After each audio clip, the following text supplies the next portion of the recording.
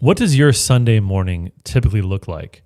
If you're going to church, what does it look like to prepare to go into worship with God's people?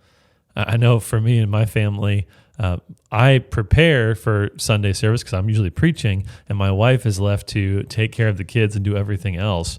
And so it's hard. It's hard when you have a family and you're trying to chase down kids and get them ready and get yourself ready. It's hard to really focus your heart before you come to worship with God's people. Well, this psalm gives us kind of an inside look at how we should be preparing for worship. And I think it has some really practical insights for us, and ultimately will point us to Jesus. That's what this psalm is all about. The format of this psalm might be linked back to a ritual where the priest is talking to a worshiper who's come to the temple, and there's sort of this back and forth. So some scholars think this is what's happening here. And the question at the beginning is essentially, what do I need to do to enter into worship, to enter into the temple? And instead of just giving him rituals to perform, the answer here has to do with the heart of the worshiper, the kind of person that you should be, that you need to be in the presence of God. So we can't be sure this is how this was used, but we can definitely see a lot of practical advice in this short psalm. So we're going to see what a heart looks like that is devoted to God, that is prepared to worship God. So this psalm is pretty simple in its structure. The first part is the question. So Psalm 15:1, the question. And the big question is, how does someone have to live and have to act to dwell with God? Look at verse 1. O Lord, who shall sojourn in your tent? Who shall dwell on your holy hill? So the verbs here refer to living with someone. So sojourn is speaking about living with someone as a guest, which fits with that word tent, which is a temporary dwelling. But it's at the permission of somebody else that you're dwelling with them, is the idea. And then dwell, that second word, is to settle. So these two words refer to coming and to living with God as someone who doesn't belong there, is kind of the idea. And then we see where he wants to dwell with God. First, he mentions the tent, which probably refers to the tabernacle, which was that original place of worship, that mobile tent that later became the permanent temple. And then he says the holy hill, God's holy hill. So this again reinforces that temple imagery, because the holy hill we've seen refers to Jerusalem, refers to probably the temple. So God is going to be the host for man. And that's why we have this picture of the tabernacle or the temple, because that was sort of the house of God, was the idea, and the place where God would welcome people into communion with him. And in fact, there was even in the tabernacle, in the temple, there was always fresh baked bread, which I always love as a picture of hospitality, right? That God is welcoming people to his table of fellowship is sort of the idea. So we have the question, which is how can we dwell with God?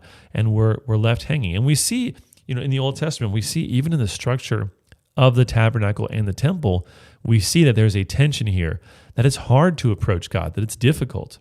And there's all these rituals to come before God. The structure of the tabernacle and the temple, as we've covered in other videos on the Old Testament law, the structure essentially communicated that someone was separated from God.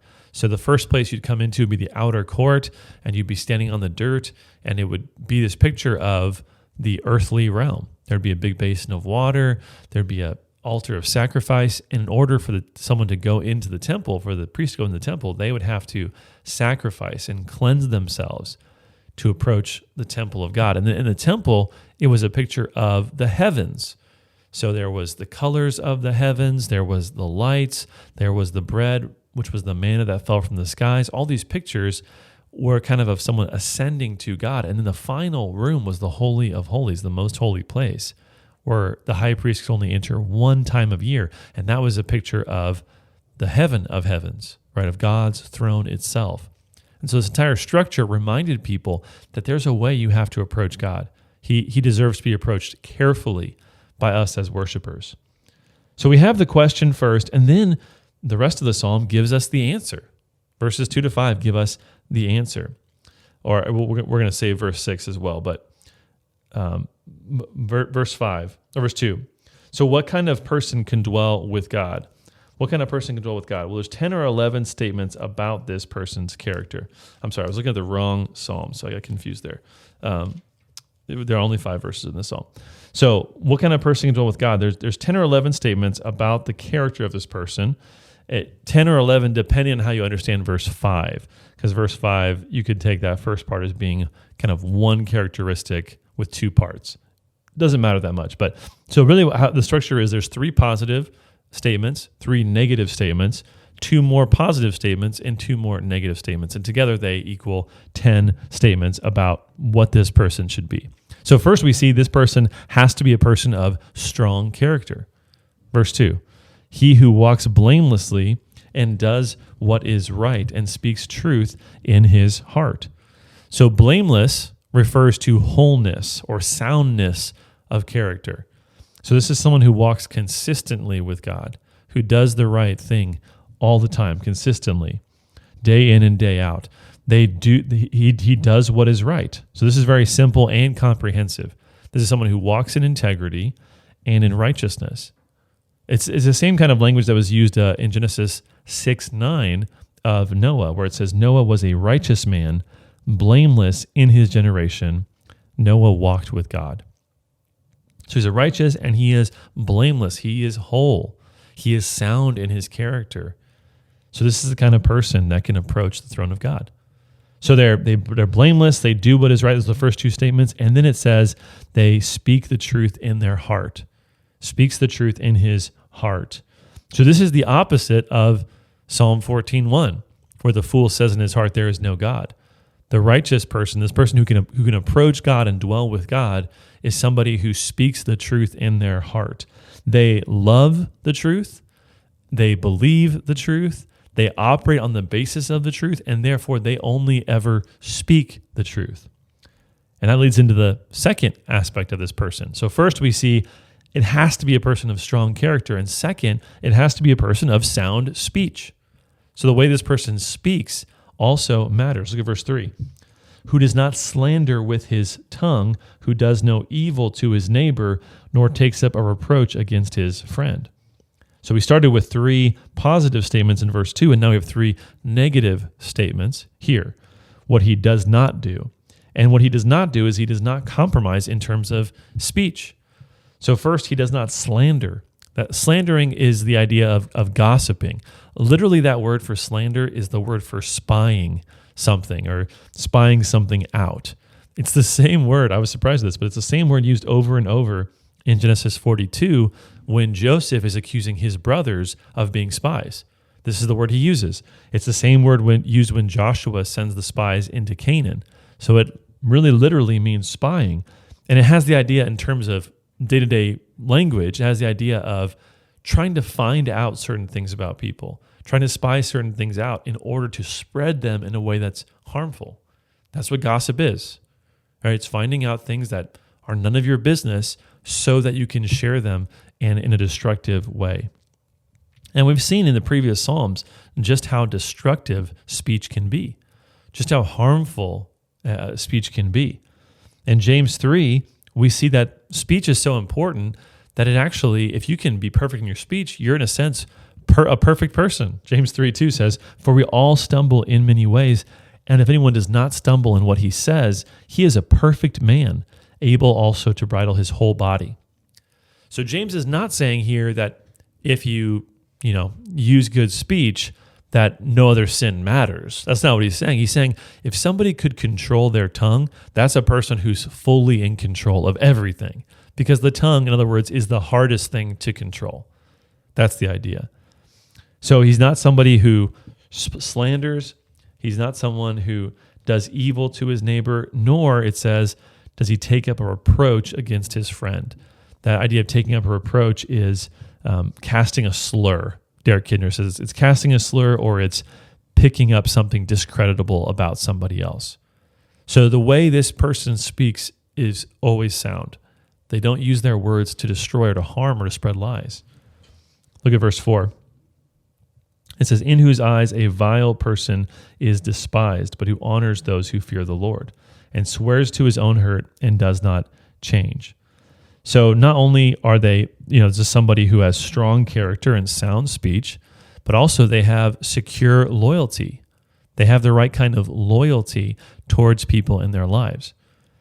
So when it talks about how they hate the evil person and they honor those who fear the Lord, this isn't about just how they pick friends for their own benefit. It's not about putting someone else down to feel better about yourself. It's not saying, oh, that person is so evil, I'm so good. What it's talking about here is about having an allegiance to righteousness, aligning yourself and having loyalty to what God cares about. And we saw in Psalm 5:4 that God hates the wicked, that sin is an abomination to God. And so we have to also turn away from sin. So our allegiance has to be with God. We should want to lift up those who are practicing righteousness and to correct those who are living in sin. So this doesn't mean at all that we should, not be with people who are sinful and not share the gospel with them, but it's speaking to the posture of our heart. It speaks to our companionship, who's going to influence us the most. And then it says that he's also someone who swears to his own hurt and does not change. Swearing to your own hurt is kind of an interesting language. It might not be familiar for you. The NIV translates this, who keeps his oath even when it hurts. Who keeps his oath even when it hurts. So that's a great translation, kind of capturing the idea. It's saying you do what you've promised to do, even if it hurts you, even if it's difficult. And of course, there are instances where you could still negotiate or someone could release you from your oath or your promise. But it's, if that's not the case, you stick to what you said. You do what you've promised to do. Be a person of your word. That's the idea. And there may be times in your life when it's beneficial to you to not do something that you've promised. This kind of person, the righteous person, does what they've said they will do no matter what. Look at verse 5. It says, who does not put out his money at interest, does not take a bribe against the innocent. He who does these things shall never be moved. So not only you're blameless, you're a righteous person, you have good character, you speak well, you're loyal to what God is loyal to, but you also handle your money well. Or you handle money in a way that honors God and takes care of others. You're not corrupt in the way you handle money. Now, when it talks about don't put your money out at interest, is it saying it's bad for us to lend money? Well, not for Christians today. It's not a bad thing to have interest on a loan that you've given. Okay, so that's not a law for us today, but it was a law in the Old Testament that if you lent money to a fellow Jew, you could not have interest on it. If it was a foreigner, you could. But the idea here is that if somebody is in a position where they have to take a loan, they must be desperate for money. So it's not speaking to someone who maybe wants a business loan to expand their operations or something like that. This is speaking to somebody who needs money to survive. And he's saying, you don't lend money to someone who's in need just so you can profit off of them. You shouldn't be thinking that way. You should be thinking about how you can be generous and help them. We see the same kind of mindset from Jesus in Luke chapter 6, verses 35 to 36, which you can look up if you want to. But so don't try to make money off those who are needy, and also don't take bribes. Bribes go against justice. They undermine justice. They pervert and subvert justice because it makes someone think in terms of what someone has, who that person is, what they can give them, instead of what is actually true and right. And so God says the righteous person cannot do these things. And the ending is interesting because it ends kind of abruptly here with verse 5. The ending says, he who does these things shall never be moved. This verse ends with the assurance of stability for this person. It sounds a lot like Psalm 1, right? Again, we keep coming back to Psalm 1 and 2, but it sounds a lot like Psalm 1, right? That person who's rooted by streams of water, who is stable, who's bearing fruit. In the same way, there's stability and security for God's people. And so if you live this kind of lifestyle, you will never be moved.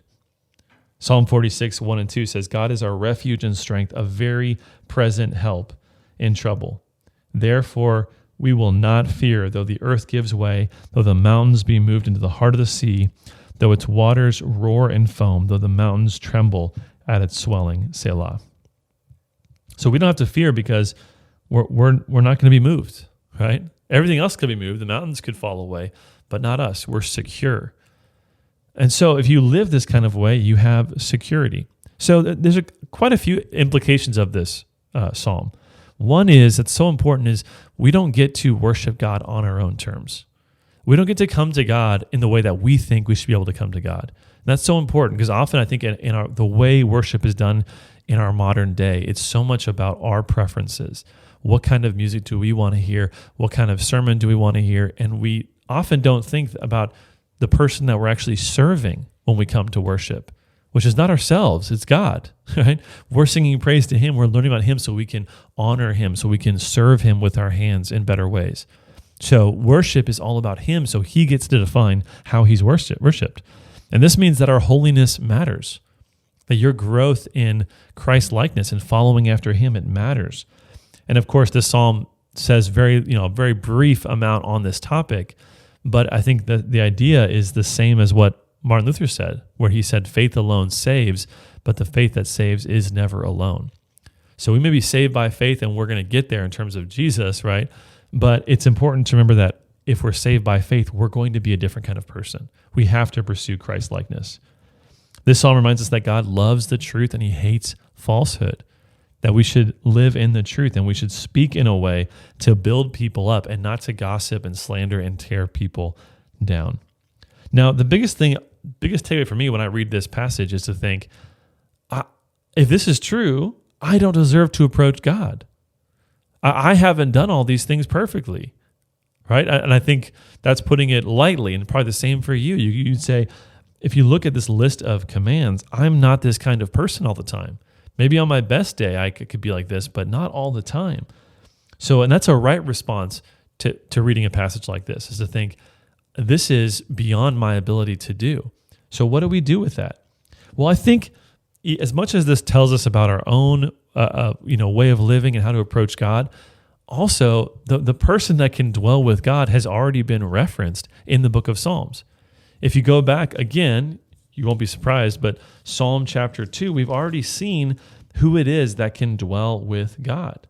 We've already seen who it is that God's going to set on His holy hill, and that's His king. It's the Messiah.